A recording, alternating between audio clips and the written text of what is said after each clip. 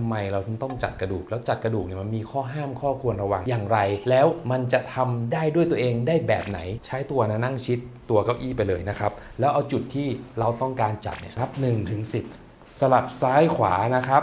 บคนที่ปวดคอปวดหลังปวดแบบออฟฟิศซินโดรมปวดเมื่อยแบบนี้เราอยากจะจัดกระดูกกันด้วยตัวเองจัดแบบไหนจัดแบบไม่ต้องง้อหมอจัดกระดูกทำกันยังไงเดี๋ยวมาชมกันครับก่อนจะเข้าไปชมคลิปอย่าลืมกดไลค์กดแชร์กด Subscribe กดกระดิ่งเพื่อเป็นกำลังใจให้พวกเราทำคลิปดีๆคอนเทนต์ที่ดีแบบนี้สม่ำเสมอนะครับถ้าพร้อมกันแล้วไปชมกันเลยครั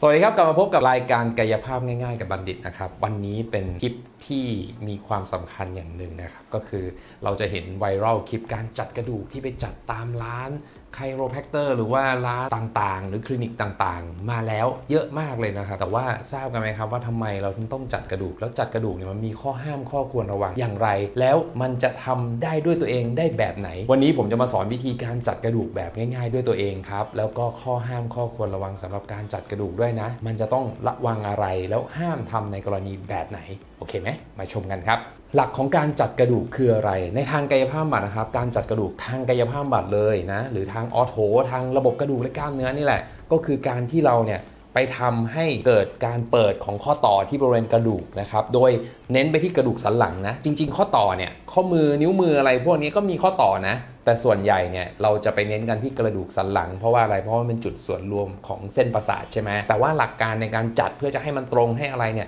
จริงๆมันไม่ได้ตายตัวขนาดนั้นนะครับไอเนี่ยมันอยู่ที่ศาสตร์ของแต่ละวิชาชีพเนาะอันนี้เราจะไม่พูดถึงนะครับแต่ว่าในทางกายภาพบำบัดเนี่ยเราจะสนใจอะไรอย่างนี้ครับการที่จะทำให้มันเกิดเสียงดังที่บริเวณข้อต่อนี่ก็คือการเปิดข้อต่อที่บริเวณนี้นะให้มัน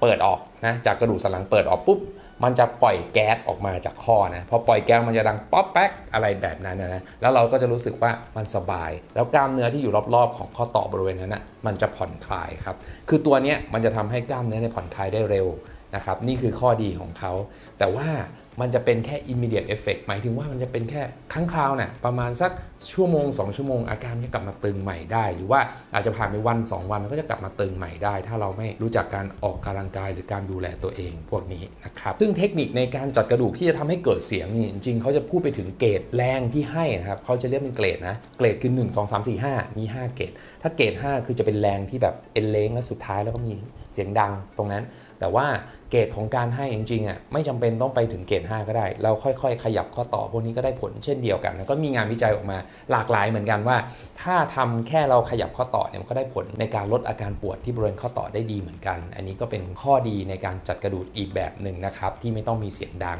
งก็การจัดกระดูกมี2แบบแล้วเนาะเรื่องของทำให้มีเสียงดังอาจจะไปทำที่เกรด5แล้วก็การที่อาจจะไม่ต้องทำให้มีเสียงดังอาจจะไม่ต้องถึงเกรด5พวกนี้ซึ่งเป็นเทคนิคของกายภาพบำบัดนะครับนี่คือเทคนิคที่เราใช้กันในคลินิกกายภาพทั่วไปแต่ว่า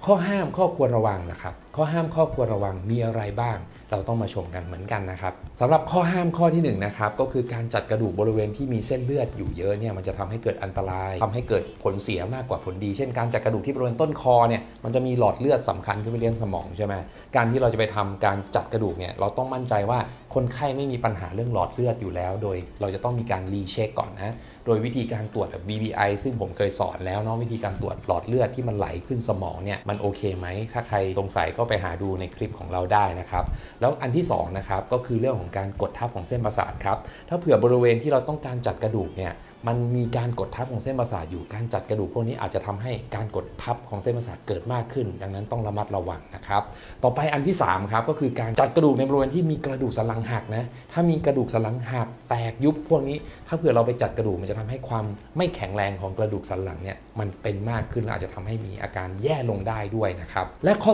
4ครับก็คือการจัดกระดูกในกรณีคนไข้ที่มีกระดูกสันหลังเคลื่อนนะกระดูกสันหลังเคลื่อนจริงๆมันก็คือกระดูกสันหลังหักอย่างหนึ่งครับที่ทำให้ตัวกระดูกสันหลังมันแยกออกจากกันพอมันเคลื่อนแยกออกจากกันนะความแข็งแรงของกระดูกสันหลังเนี่ยมันก็ไม่มีการที่เราไปจัดกระดูกที่บริเวณที่มีกระดูกสันหลังเคลื่อนเนี่ยอาจจะทำให้เกิดการเคลื่อนมากยิ่งขึ้นหรืออาจจะทำให้เกิดการหักของกระดูกสันหลังมากยิ่งขึ้นด้วยก็ได้ครับและนอกเหนือจากข้อห้ามที่เราพูดถึงไปแล้วนะครับก็คือข้อควรระวังที่เราควรจะต้องระวังมากๆเลยนะครับก็คือการจัดกระดูกในผู้สูงอายุนะครับแล้วก็การจัดกระดูกในผู้ที่มีปัญหาเรื่องกระดูกพรุนนะโดยเฉพาะผู้หญิงที่เริ่มจะ หมดประจำเดือนพวกนี้ก็อาจจะมีความเสี่ยงในการเกิดกระดูกสันหลังหักได้แล้วก็คนที่สูงอายุนะครับสูงอายุเนี่ยจะมีผลยังไงก็คือข้อต่อที่กระดูกสันหลังเพราะอายุเราเริ่มเยอะขึ้นใช่ไหมข้อต่อต่างๆที่กระดูกสันหลังนะครับมันจะเริ่มผิดรูปมันก็จะเริ่มมีการบวมมีการใหญ่เขาเรียกว่ามัน enlargement มันใหญ่เกินไปมันหนาเกินไปการเคลื่อนไหวที่มันเคยแบบดีเหมือนฟันเรามันเคยแบบครบ32เนี่ยบางส่วนมันก็อาจจะหายไปบางส่วนอาจจะมันจะสึกล้ออะไรอย่างเงี้ยนะครับการที่จะไปทำให้เกิดการเคลื่อนไหวแรงๆแบบนั้นใช้เกรดแรงๆแบบนั้นอาจจะทำให้บริเวณข้อต่อพวกนี้เกิดการบาดเจ็บมากยิ่งขึ้นได้ก็จะทำให้อาการของคนไข้แย่ลงได้ด้วยครับพูดข้อดีข้อเสียข้อห้ามข้อควรระวังและเทคนิคการจัดกระดูกต่างๆมาเยอะแล้วเข้าเรื่องกันเลยดีกว่าเราจะจัดกระดูกกันได้ด้วยตัวเองแบบไหนมาดูกันครับผมบอกก่อนนะว่าการจัดกระดูกนี้อาจจะมีเสียงดังหรือไม่มีเสียงดังก็ได้แล้วแต่ว่าข้อต่อของเราเนี่ยมันปลดล็อกได้มากน้อยแค่ไหนเนาะไม่จำเป็นต้องมีเสียงดังนะครับเพราะการที่มีเสียงดังเนี่ยบางทีที่ร่างกายเราไม่พร้อมมันจะทำให้เกิดการบาดเจ็บได้ดังนั้นเราต้องผ่อนคลายแล้วก็ทำบ่อยๆเอานะครับถ้าใครที่มีอาการปวดแต่ถ้าใครไม่มีอาการปวดก็ลองทำเพื่อจะทำให้โครงสร้างของเราดีหรือว่าบุคลิกของเราดีขึ้นได้ลองมาดูกันนะครับท่าที่1นะวิธีการนะเอาเก้าอี้ที่มันแข็งแรงหน่อยๆแบบนี้แล้วก็มีพนักพิงที่แบบนี้นะครับตั้งแบบนี้เลยแล้วก็ใช้ตัวนะนั่งชิดตัวเก้าอี้ไปเลยนะครับแล้วเอาจุดที่เราต้องการจัดเนี่ยตรงกลางหลังนะอันนี้เริ่มต้นจุดนี้ก่อนเลยนะครับแล้วใช้มือนะครับจับที่ต้นคอแล้วบีบเข้าไปอย่างนี้แล้วคอขึ้นแบบนี้นะครับมันก็จะดังก๊อกๆแก๊กๆเลยที่บริเวณกระดูกสันหลังเรานะแบบนี้โอเคไหมครับเท่าที่ได้เนาะเท่าที่ได้เลยนะมันจะยืดที่บริเวณทางด้านหน้าแล้วก็กระดูกสันหลังที่บริเวณหลังเนี่ยมันจะถูกแอนมากนะครับก็จะปลดล็อกที่บริเวณกระดูกสันหลังได้นะครับดูจากโครงกระดูกได้แล้วก็ใช้ตัวกระดูกสันหลังเนาะแอนออกไปในลักษณะนี้ข้อต่อที่บริเวณกระดูกสันหลังมันจะเคลื่อนและสบกันแบบนี้ดังนั้นบางคนเนี่ยจะรู้สึกเจ็บที่บริเวณกลางหลังด้วยถ้าใครที่แบบไม่เคยทำแล้วมาทำท่านี้นะครับต้องระวังนิดนึงโอเคไหมประมาณนี้เนาะโดยวิธีการนะครับให้บีบเข้าไปอย่างนี้เนาะบีบต้นคอเนาะแล้วแอนหลังค้างไว้นับ1 ถึง 10ทำ3 ถึง 5 รอบนะครับเท่านั้นเอง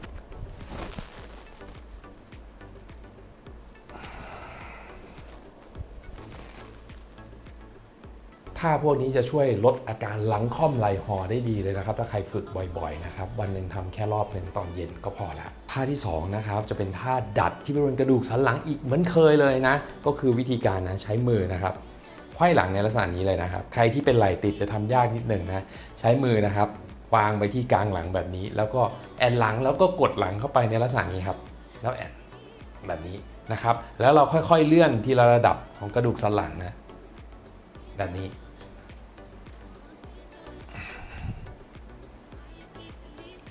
แล้วเวลาทำนะครับค้างไว้นับ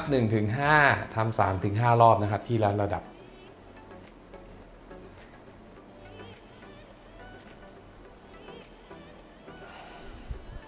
ท่าพวกนี้ก็จะช่วยลดอาการปวดที่บริเวณกลางหลังบริเวณหลังส่วนบนพวกนี้ได้ด้วยนะครับลองไปใช้กันดูนะครับท่าต่อไปนะครับเราต้องมีอุปกรณ์นิดนึงนะผมจะใช้เป็นโฟมโรลนะก็คือต้องหาอุปกรณ์ที่เป็นแบบแข็งๆหน่อยแต่ไม่แข็งมากนะครับหรือถ้าใครที่เป็นแบบท่อนไม้เลยก็คือต้องใช้ผ้ารองให้หนาหน่อยแต่อันนี้มันจะเป็นโฟมมันก็จะนุ่มหน่อยวิธีการนะเราจะดับที่บริเวณกลางหลังให้มันมีเสียงเหมือนกันนะครับแต่ถ้าใครทำแล้วไม่มีเสียงไม่เป็นไรนะเป็นการผ่อนคลายกล้ามเนื้อรอบๆบริเวณกระดูกสันหลังแล้วก็ทำให้กระดูกสันหลังตรงยิ่งขึ้นด้วยนะวิธีการนะเอาโฟมโรลนะวางลงไปที่เตียงแบบนี้เลยนะครับแล้วเรานะครับนั่งชันเข่าในลักษณะนี้นะครับแล้วกอดอกนะค่อยๆนอนลงนะครับเลื่อนโฟมโรลไปอยู่ในจุดที่เราต้องการจะดัดเนาะแล้วกอดอกนี้นะครับก้มคอลงแบบนี้นะครับหายใจเข้าลึกหายใจออกยาวแล้วแอนขึ้นในลักษณะนี้นะครับแล้วก็ค่อยๆเลื่อนทีละระดับ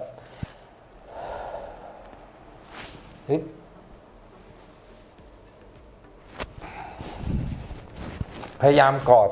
ศอกเข้าไปหากันให้มากที่สุดนะครับแล้วก็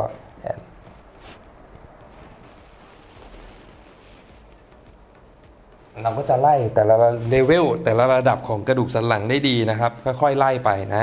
ไล่จากข้างบนไปเลยก็ได้อย่างนี้นะครับเวลาทำประมาณสัก5 วินาทีนะครับเวลาค้างนะเราไม่ค้างนานเนาะประมาณนี้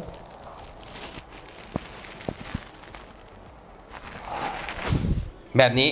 นะครับทำไล่ขึ้นไล่ลงแต่ละเลเวลประมาณนี้นะตามสเต็ปนะค่อยๆขยับขึ้นไปข้างบนไล่ๆลงมาข้างล่างนะครับจุดละประมาณสัก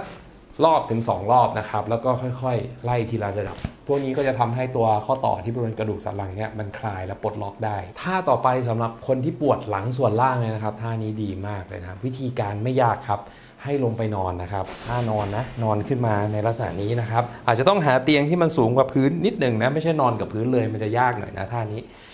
วิธีการครับให้เรานะครับถ้าเราต้องการดัดกระดูกสันหลังฝั่งซ้ายนะวิธีการคือเหยียดขาข้างขวาแล้วยกขาซ้ายขึ้นในลักษณะนี้นะครับแล้วค่อยๆหมุนขาลงไปนะครับขาอีกข้างยังเกาะกันไว้แบบนี้มือนะครับเหยียดแขนไปทางด้านตรงข้ามแบบนี้นะครับทิ้งขาลงไปให้มากที่สุดเท่าที่ทำได้นะครับแล้วก็หายใจออกยาวประมาณ5วินาทีนะแล้วผ่อนนะครับอีกทีทำประมาณ 3-5 รอบเนาะแล้วสลับซ้ายกับขวาเลยนะครับก็จะช่วยทำให้อาการตึงที่บริเวณหลังส่วนล่างเนี่ยมันคลายได้นะครับ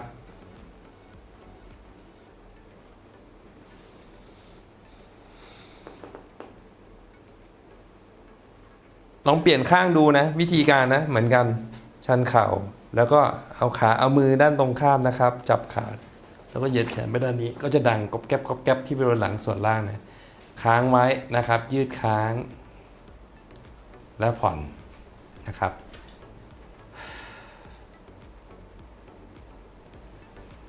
ประมาณ5วิทำ 3-5 รอบเนาะเสร็จแล้วจากท่านี้นะครับเราสามารถทำให้มันยืดมากขึ้นกว่าเดิมถ้ามันไม่ดังนะวิธีการนะยกขาขึ้นเลยในลักษณะนี้ครับแล้วเหยียดแขนลงไปด้านข้างแบบนี้นะครับแล้วบิดแขนไปด้านตรงข้ามนะครับค้างไว้นะครับค่อยๆเหยียดขาไปทั้งขาเลยนะแบบนี้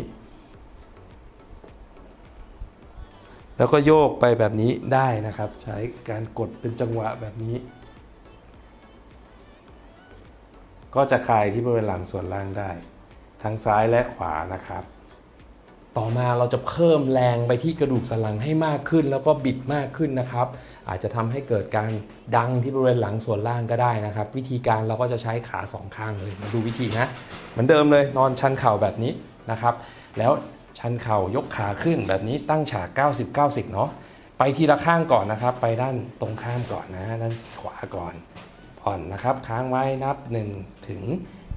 10แล้วกลับมานะครับเปลี่ยนข้างนับ1 ถึง 10สลับซ้ายขวานะครับทำ3-5 รอบครับพวกนี้ก็จะคลายกล้ามเนื้อที่บริเวณหลังส่วนล่างแล้วก็ปลดล็อกกระดูกสันหลังได้ดีนะครับ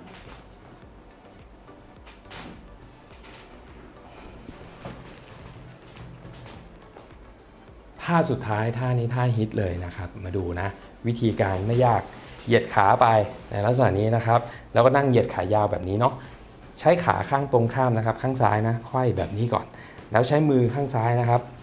ดันนะเอาศอกนะวางไว้ที่เข่าแล้วก็บิดตัวไปด้านหลังแบบนี้ค้างนับ1 ถึง 10นะครับแล้วก็กลับมา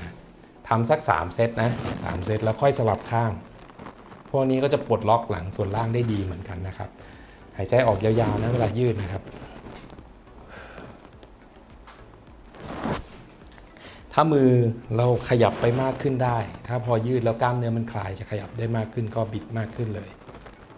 นะครับแล้วลองดูเปลี่ยนข้างนะเปลี่ยนข้างนี้ให้ดูแบบนี้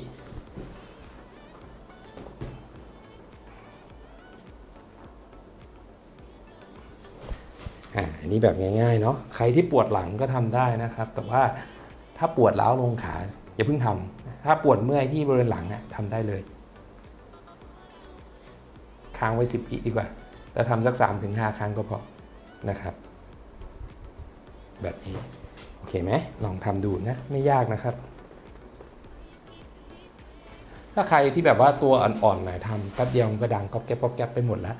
แต่ว่าจริงๆแล้วเนี่ยเสียงที่มันดังเนี่ยจริงๆมันมาจากการที่ข้อต่อมันหลุดเนาะแสดงว่ากล้ามเนื้อที่เราอยู่ที่ลำตัวมันอาจจะไม่ค่อยแข็งแรงครับเช่นเวลาหัวเข่าเราเวลาเราเดินดังก๊อบแก๊บก๊อบแก๊บก๊อบแก๊บอย่างเงี้ย ถ้าเราไปจัดกระดูกอย่างเงี้ยมันก็ดังง่ายด้วยเพราะว่าข้อต่อมันหลุดง่ายดังนั้นเราควรจะออกกำลังกายกล้ามเนื้อแกนกลางลำตัวให้มันแข็งแรงเพื่อที่จะช่วยพยุงกระดูกสันหลังนะเพื่อไม่ให้มีอาการปวดในอนาคตครับเพราะว่าการที่กระดูกสันหลังหลวมเนี่ยมันอาจจะทำให้เกิดอาการปวดที่จะเกิดขึ้นในอนาคตได้เหมือนกันเลยนะครับ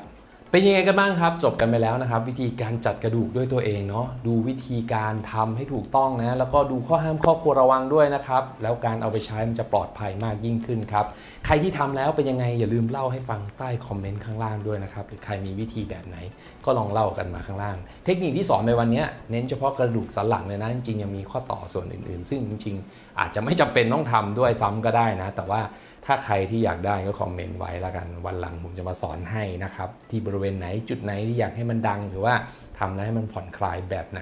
จะมาเล่าให้ฟังครับส่วนใครที่มีอาการปวดหลังปวดคอปวดบ่าจากพวกออฟฟิศซินโดรมหรือปวดกล้ามเนื้อแบบนี้ที่ไม่ได้มีการกดทับหรือกระดูกสันหลังหักนะครับถ้าทำตามวิธีจัดกระดูกของเราแล้วเนี่ยมันก็ยังไม่คลายยังไม่หายอยู่เราแนะนำให้พบนักกายภาพบำบัดเพื่อวางแผนการรักษาและตรวจหาสาเหตุมากขึ้นต่อไปนะครับผมก็อยากจะขอบคุณทุกท่านนะครับที่ติดตามพวกเราอย่างเสมอมานะครับสำหรับท่านที่ชื่นชอบสาระดีๆคอนเทนต์ดีๆแบบนี้ท่านสามารถติดตามพวกเราได้ในช่องทางอื่นๆนะครับไม่ว่าจะเป็น Facebook Fanpage หรือว่า TikTok นะครับเซิร์ชหาคำว่าบัณฑิตกายภาพนะครับก็จะขึ้นคำนี้ขึ้นมานะครับส่วนทาง LINE นะครับใน LINE Woom ท่านก็สามารถจะติดตามคอนเทนต์ที่เราอัปเดตสม่ำเสมอได้ทาง LINE บัณฑิตฟิสิโอนะครับใส่แอดเข้าไปด้วยนะครับแอดบัณฑิตฟิสิโอครับสำหรับวันนี้ขอลาแต่เพียงเท่านี้แล้วพบกันใหม่คลิปหน้าสวัสดีครับ